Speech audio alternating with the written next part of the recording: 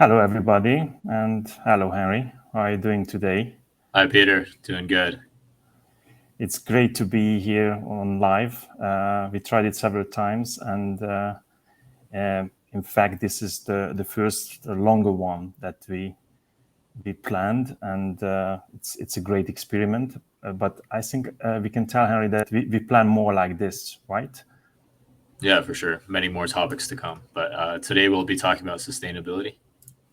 Yes, but before going into it, I think we can tell that we plan to invite some co-authors of certain topics, some teachers, some educational professionals, some of our international partners, and to select different topics in the future. So if you hear us today and you have any idea of what topics could be addressed in the future, you can always leave a comment and then we will use it.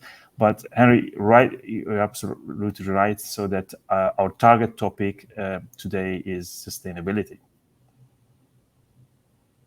Yeah.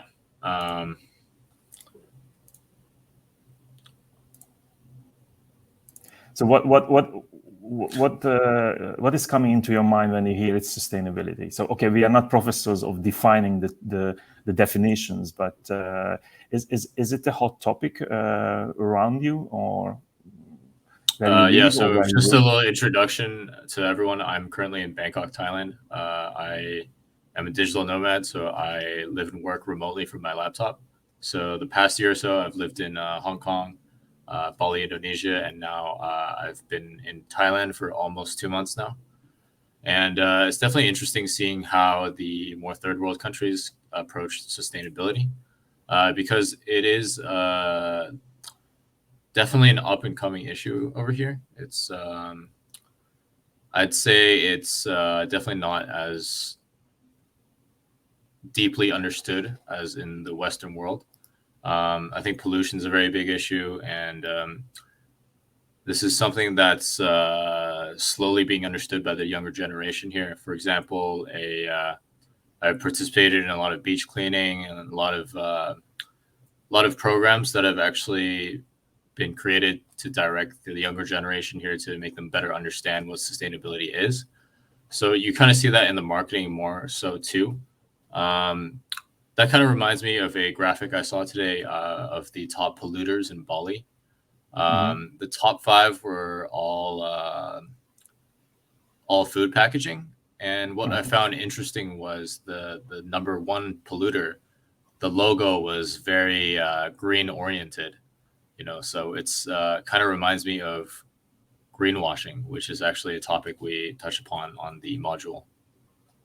And if you think of when you studied in America, is the thinking about this topic is different, like in Asia, or is it more further ahead of the thinking, or people are more open I'd for it? say it's definitely further ahead, just because in developed countries, it's you have the privilege to be able to think more about topics like sustainability and more social issues like that. Whereas in the third world, most people are just trying to survive. So that's an interesting relationship because at the same time, I think sustainability is critical to the survival of the third world, but it's more of a long-term goal rather than a short-term goal. And people here are more so trying to get by on the day-to-day. So that's why I think education is very important to help the people over here understand why this is actually relevant to them rather than simply a topic that is more for people in the Western world. How do people in Hungary think about it?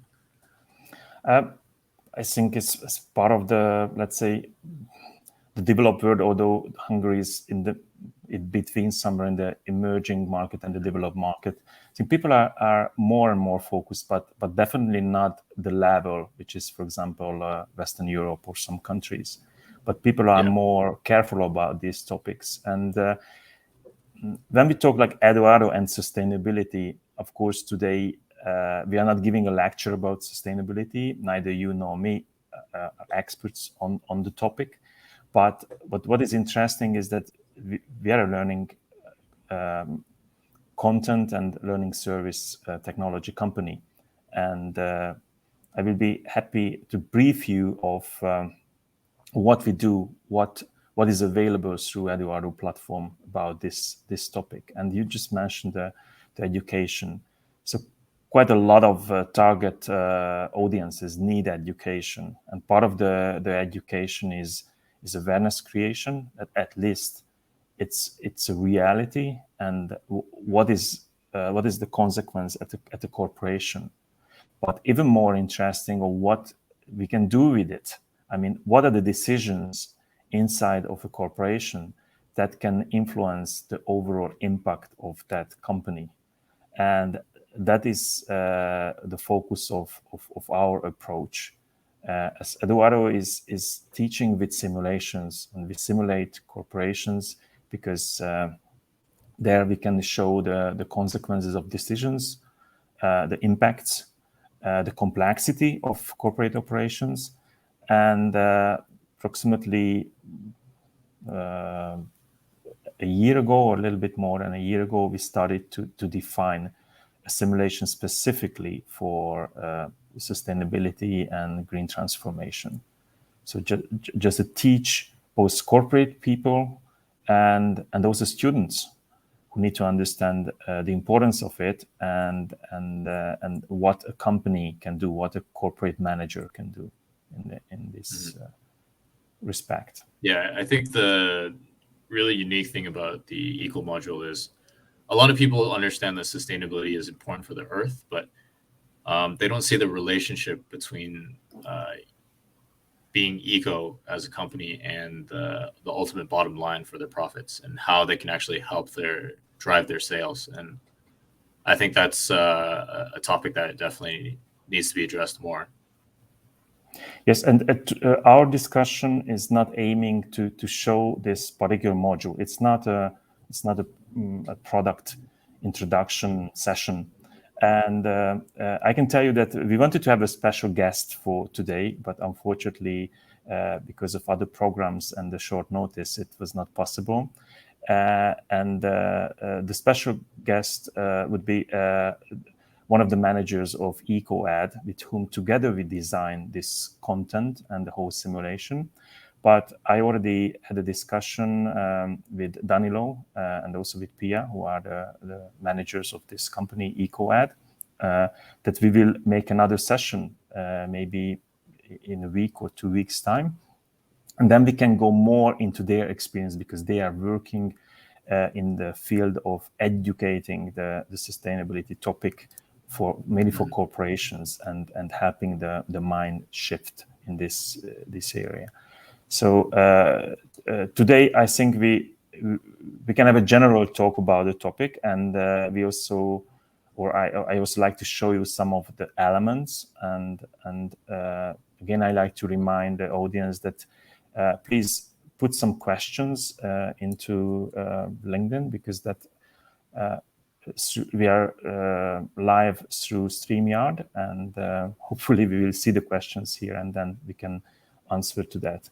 So we talked about the education, and also that the general approach of EDUardo is helping to teach through practice, so that the participant can feel what are the consequences of a decision. Okay, it's a fictional situation, but the cause and effect should be realistic, and this is how it's structured.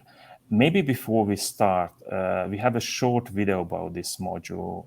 What do you think, Harry? Maybe we can put it live and see it together, and then continue, because I think that short video tells a lot of things, and then we can refer to it. So I share the screen, and let's see this. Going green is no longer just an option for businesses. 92% of consumers say they're more likely to trust brands that are environmentally or socially conscious. Implementing sustainable practices is integral to the success of a 21st century company. But it's never as simple as slapping a recycle logo onto your products. Companies nowadays must juggle the use of sustainable raw materials, technology improvements, and green-oriented marketing, all while striving to meet regulatory requirements. EDUardo's Eco module trains companies of the future in minimizing environmental impact while keeping the company profitable over time. Take control of a manufacturing company as you navigate through the challenges of going green in real time.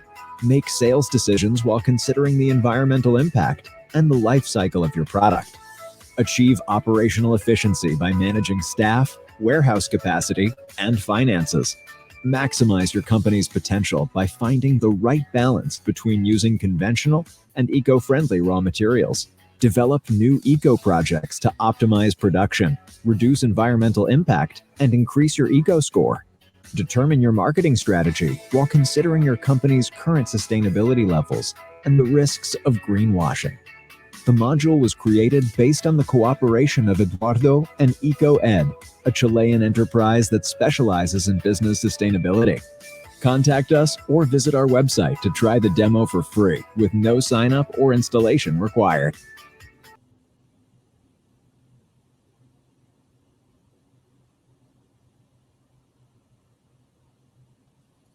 Peter, I think you're on mute.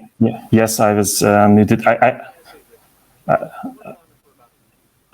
Sorry, I was muted because I also have a environment around me, and in fact, in the house I am, there was a knocking on somewhere in the neighborhood. So sorry if you hear any strange noises, then I will mute myself during Henry's talking. So I think it gave a good overview of what it is, right, Henry? What? Yeah, I think so. Any question based on the video, which pops up in your mind? I think we have a question from one of our viewers right now. What type of corporations are the target for our simulation? Yes, I can also show the question here. It's a feature of this thing. So we are targeting corporations where, imagine the mid-management, for example, or generally the employees, they need to have a better understanding what they can do at their level. So in many cases, there is a strategic target in sustainability. Even the overall strategic targets are very much related to sustainability, but this is quite high level for, let's say, ordinary employees. They don't really feel what should be done at their level, what they can do that affects the overall company. And with this educational module, which is about a fictional enterprise, garment manufacturer making T-shirts, there you see the different departments. And the different departments can make various decisions about raw materials, energy, packaging, but also use of procedures and creating waste and reuse of the product, messaging certain way of using the product for the audience, for the buyers. And in this way, going back to the question of Laszlo, we can teach those people who are inside of a large organization and otherwise only seeing a slice of this topic, maybe hearing about the overall one, but what can I do on my level? So that's one thing. Therefore, the target could be a corporation which is affected by this question, so like a manufacturing organization. But it's wider than that, because if you think of students, there it's awareness creation, that the topic is not just blurred something, it's realistic, and what we can do with this.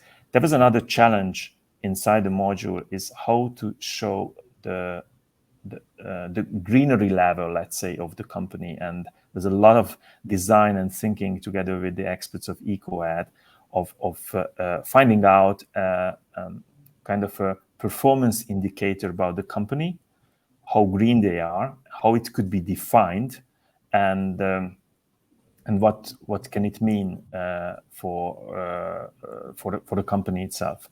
Let me share you the screen just a minute, because if we just quickly look at the module itself. So now I'm in the main page of the module. And there we can see several versions of the simulation. And here, let's look at the video with the topics we have here. It's life cycle syncing, environmental impact, sustainable procurement, operational efficiency, green marketing, pricing sustainable products, and even a use case of a life cycle of a paper cup. So this is something of an example of what kind of topics are addressed. And if we only see these videos alone, or we read an article or a book about it, or listen to a lecture, that might be interesting, but not going into practice. I already mentioned that. With the simulation, we can make decisions and try out certain things and experiment what it means, what the consequences mean for the users. Could you go more into detail about how exactly you guys decided to calculate the eco score for the companies?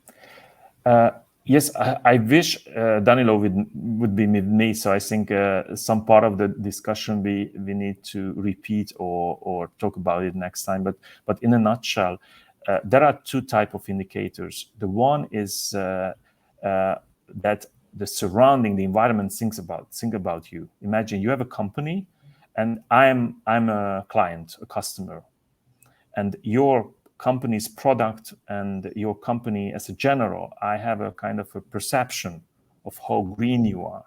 So, for example, if I'm going into to have a shower and I have a shower cream, I just recall that there are signs that, oh, this plastic is from reused material. If it's connected to the brand, I start to have some kind of impression about that company. Oh, presumably they do something, but it's quite blurred. I mean, it's not exact. I can hear about some news. It's quite distant, but still there is a kind of a view of an enterprise. This is a perception. And the other one is a more or less objective indicator of how green really the company is. And that's what we were suffering a lot, because there's right now, as far as I know, and I'm not a sustainability expert, sorry to say, there are several elements, but unfortunately, it's not yet standardized. It's not like IFRS, that you have a standardized way of reporting about your company. A lot of organizations are pushing for it. So hopefully in the future, there will be a general way of measuring your greenery indicator. But in the simulation with EcoAd, we did that. So we defined a way which was, okay, subjective way, but we took into consideration of the waste output, the used energy, the raw material sourcing. Is it from reused sources or sustainable sources? And also how the users are using that product, what they are doing with the T-shirt after it's not used anymore. Or is it recyclable or reusable? Or is there any project for collection or something like that? And all this together is measured. There are certain weights to the certain areas, so we have an overall score. And before, at the beginning of the simulation, the participant is not knowing about it, not even knowing about what the environment thinks about your product. You just fly dark, and you got certain impressions that your product is less and less required by them. What's happening? Okay, yeah, let's buy green energy, let's have another sources, but it costs more money. I mean, if it's from a sustainable source, it will cost more money because of the related costs. And yeah, but how about my customers? Do they know that I'm doing it so that they are happy? Because if I do green things or greenery things and nobody knows about it, then they are not valuing it, so they will not pay for it, so I will go bankrupt. So that's a dilemma. So it's a parallel effort of making a change, understanding where you are, communicating to the environment. So then, yeah, maybe you need to sell it for a higher price, but those who buy it, they know why is that price, and that is needed because of sustainability. As you go on the simulation, you have a chance to have a lot of projects that all cost money, and sooner or later, you can unhide of what is your level. So you invite experts, they measure your greenery, they teach you what it means and what elements there are. And you also can make market research to understand what the market thinks about you. And Henry, just a question, and we were not talking about it, so it's new for you, is what do you think happens if it's not the same level? So what happens if the perception of the greenery level is in fact higher than the real level? So that kind of brings me back to that graphic I saw today of the top polluters of Bali. The number one of which had a very, very green marketing, but in fact, they were the number one polluter. So I think after a while, the consumer will start to understand that the green marketing is fake, and then it will be very detrimental to the company's branding. Because now that I understand that they're the number one polluter, even though they have spent so many dollars on trying to be green, I'm not going to purchase their products anymore, and that's going to be true for many other people as well. So I think the moral of the story is you have to be true to the level of marketing that you're putting out.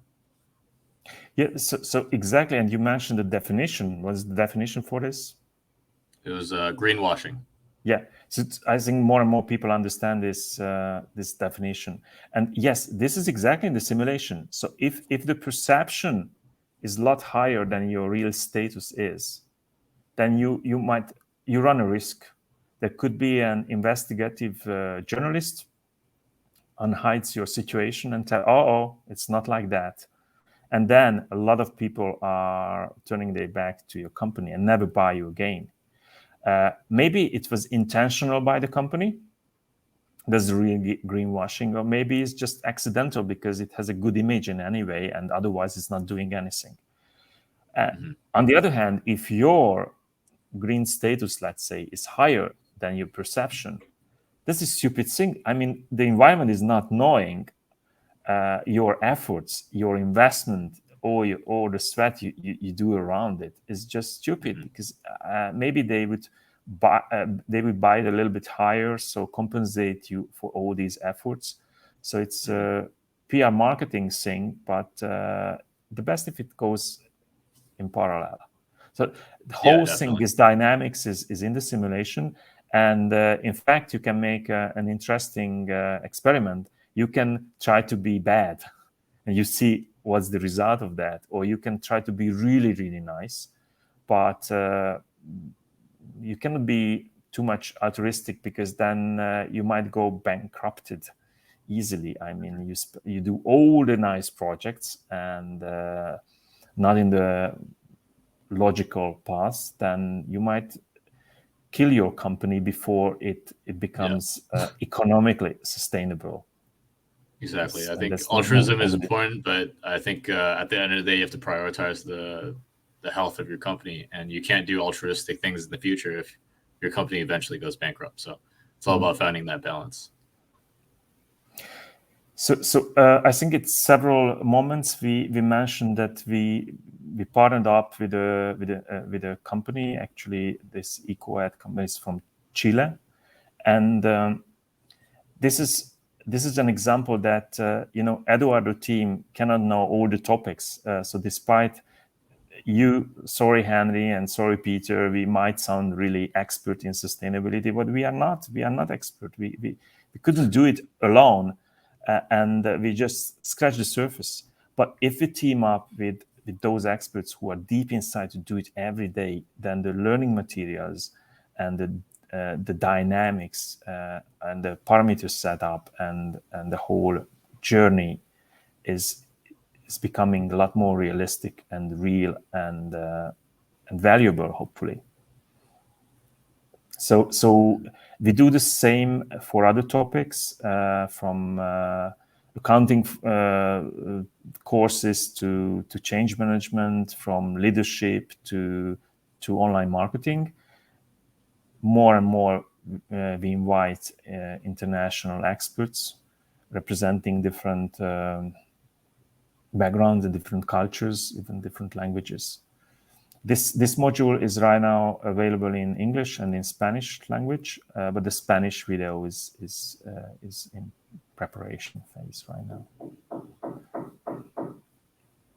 Okay, and I think at this stage, I like to mention that we have an interesting news from January, and the fact is that this module is now available as a transactable offer in Microsoft Azure Marketplace and also AppSource. So we thought it's an interesting topic. It's one of the examples of our learning modules which could be directly addressed to the market. And this is why we selected this module to be the one which allows us to have a debut at Microsoft Marketplace. You heard about this marketplace, Henry, before? Or you have the knowledge? Yeah, I have. So this is for corporations, and they can obtain the module automatically. They can buy it from Microsoft. And the beauty for us is that it's working for a lot of countries. So it's like 180 countries. It allows us, and no need to have procurement or contact us. They just click on it and can obtain it. We see that this is a future important channel for us to reach out to corporations. And the magic word is here, transactable, so that then and the users, the corporations, in this case, it's not for B2C, it's B2B, can buy directly of the whole learning module access.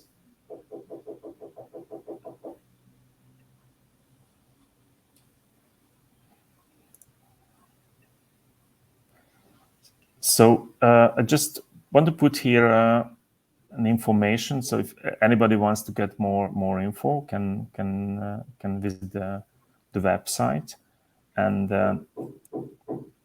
explore it, to see the video or even try out the module itself. There's a possibility to directly try the module in a demo mode.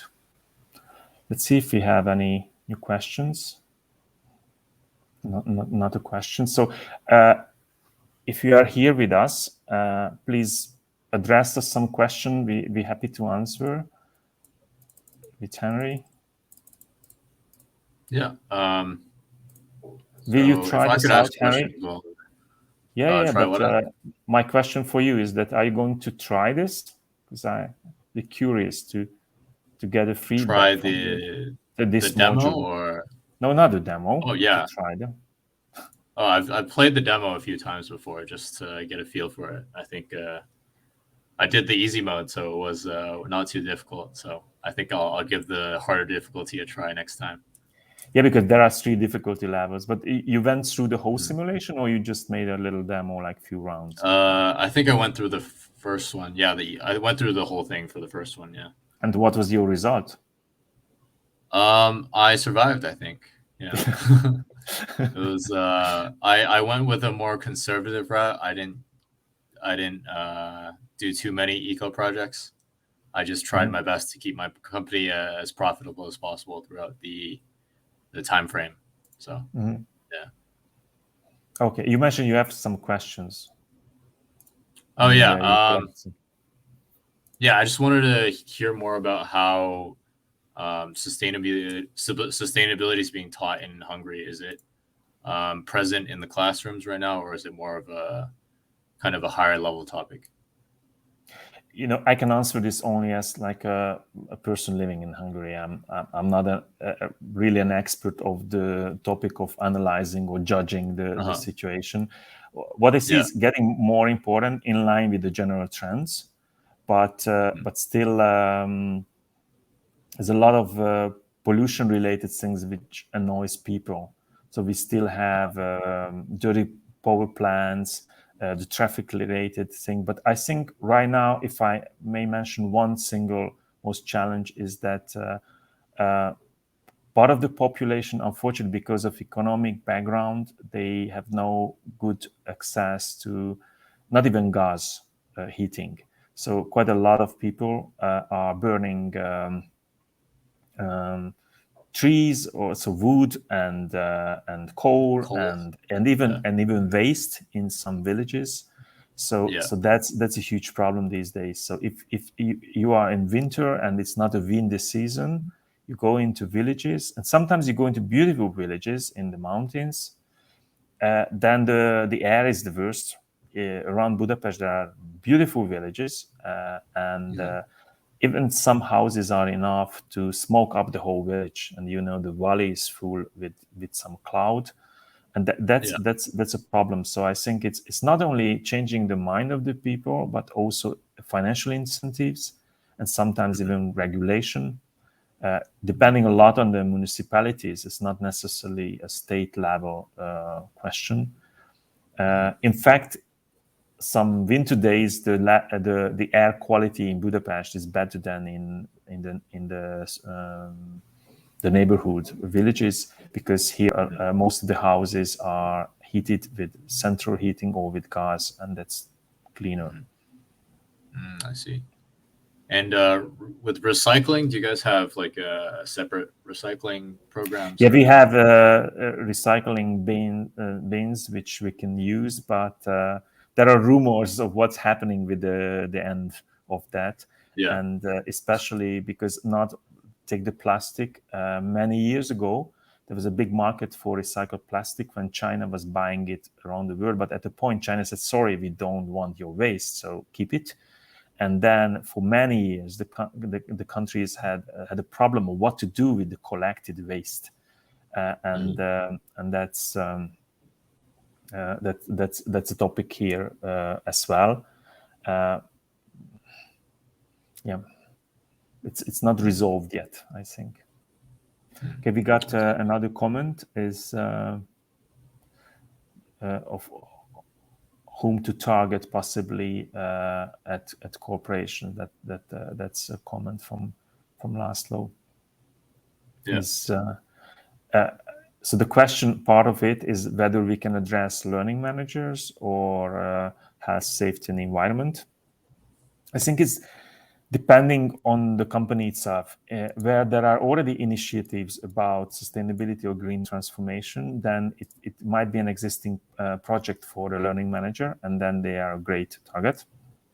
The other, the HSE, the question is this role is existing at all? So I think in mid-sized companies is the CEO who's deciding on such things, and only in very large corporations have this specialization of this topic. We are still experimenting.